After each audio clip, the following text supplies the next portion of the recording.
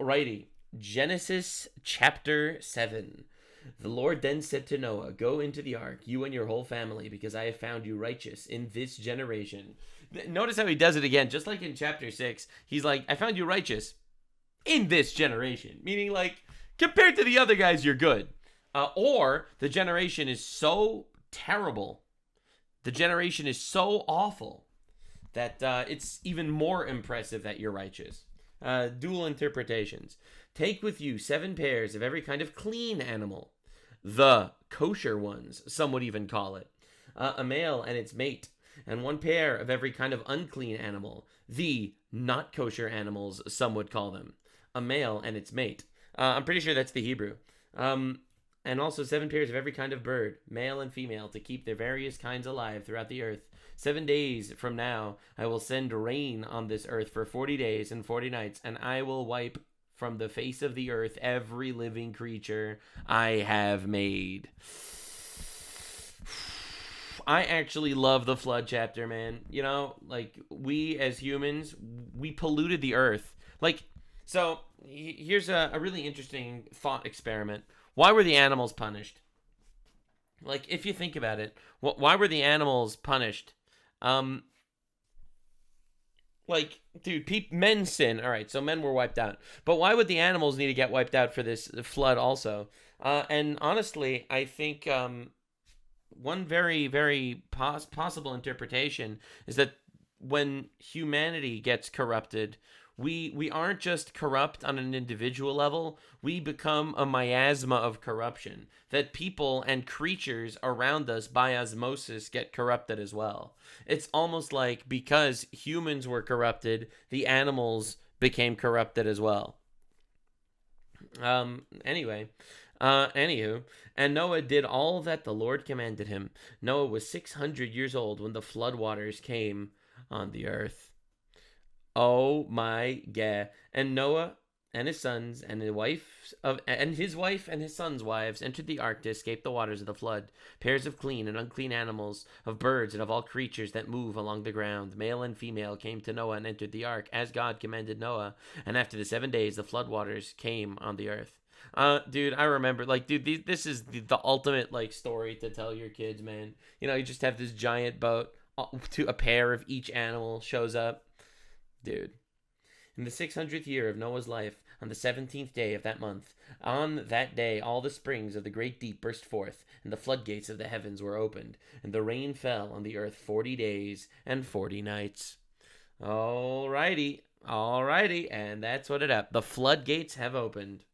On that very day, Noah and his sons, Shem, Ham, and Japheth, together with his wife and the wives of his 3 sons, entered the ark.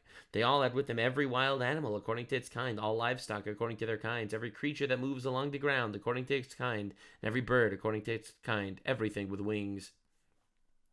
Pairs of all creatures that have breath of life in them came to Noah and entered the ark. The animals going in were male and female of every living thing, as God had commanded Noah. Then the Lord shut him in. For 40 days the flood kept coming on the earth, and the waters increased as they lifted the ark high above the earth. The waters rose and increased greatly on the earth, and the ark floated on its surface of the water. So, just to understand the timeline, so in chapter 6, Noah was 450 years old.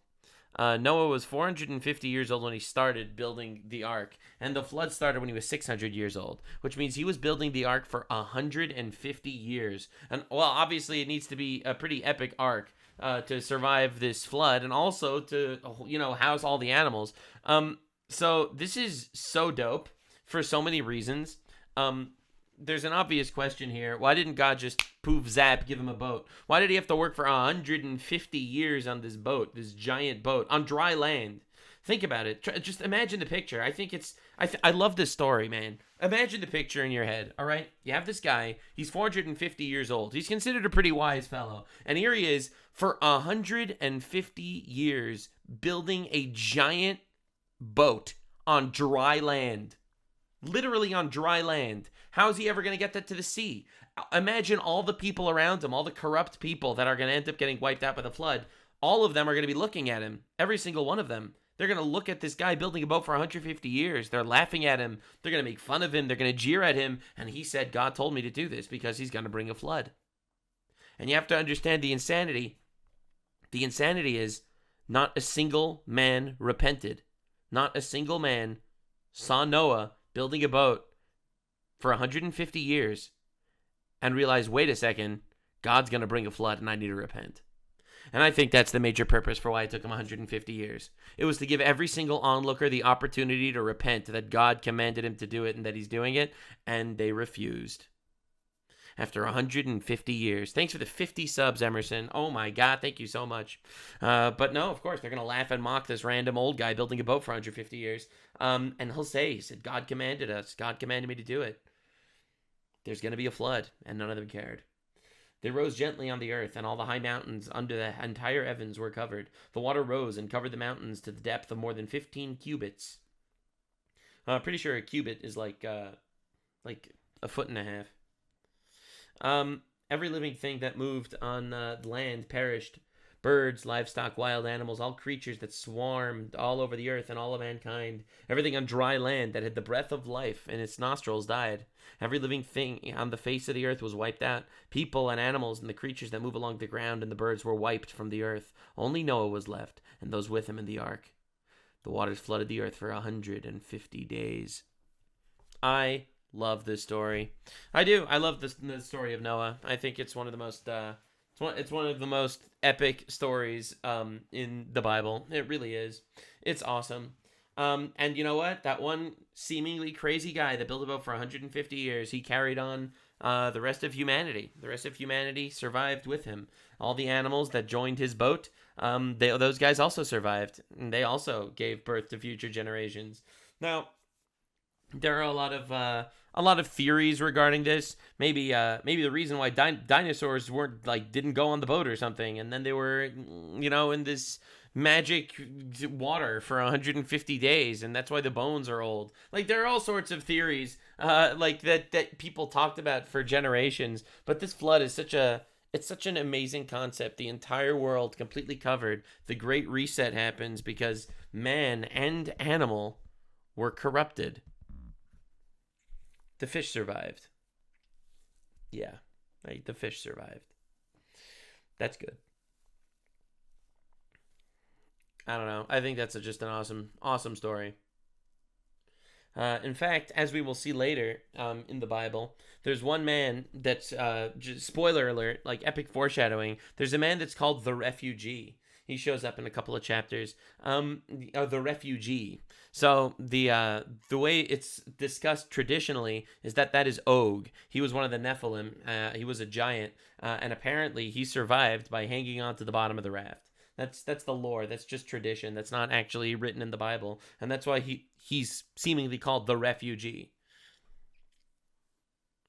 Anyway, moving on.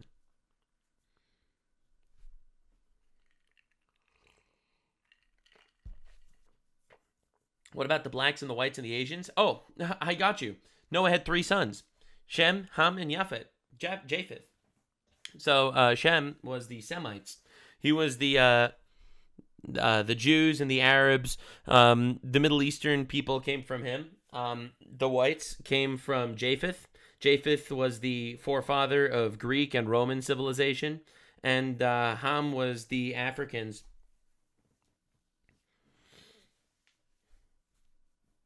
So, there we go. All right. Shall we proceed? The refugee is the first illegal immigrant. Oh my God. All right, moving on.